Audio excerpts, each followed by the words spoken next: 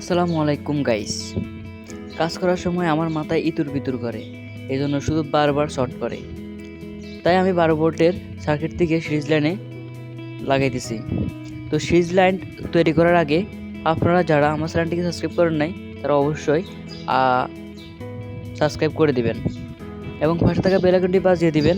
Like করতে কিন্তু অবশ্যই ভুলবেন না। তো চলুন আমরা সার্কিটটি তৈরি করি। সার্কিটটি তৈরি করার জন্য প্রথমে আমি এসি কারেন্টের লাইনটিকে সুন্দর করে সার্কিটের সাথে লাগিয়ে দিলাম।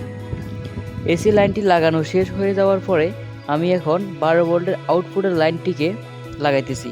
প্রথম আমি মাইনাস তারকে সার্কিটের সাথে লাগিয়ে দিলাম এবং পরে প্লাস তারটিকে আমি একটি 12 ভোল্টের লাইটের সাথে এক প্রান্ত লাগিয়ে দিলাম এবং হালকা একটু গ্লুগাম দিয়ে যাতে শর্টটা না করে।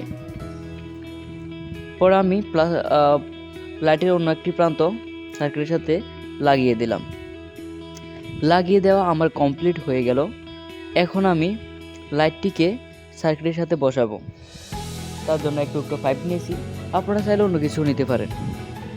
তো সার্কিট তো আমার মতো শতান, সে তো বসবেই না পাইপের টুকরোর মধ্যে, তাই তাকে আমি বসানোর জন্য একটু গাম নিলাম। টুকটুক করে আমি গামগুলা দিয়ে দিতেছি পাইপের মধ্যে, যাতে সার্কিটটি সুন্দর করে বসে থাকে। তার ভিতরে শয়তান নাড়াচাড়া করলেও সার্কিটটি যেন নাড়াচাড়া না করতে পারে। আমার গ্লুগাম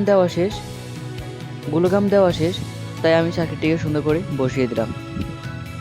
সার্কিটটি বসানোর পরে খেয়াল করলাম, বাবা এখানে তো আমি ধরলে আমাকে শর্ট করবে, তাই আমি এখানে একটু গ্লুগাম দিয়ে দিলাম এবং আমার 12 ভোল্টের লাইটটিকে বসানোর জন্য ওই প্রান্তে একটু গ্লুগাম দিতেছি।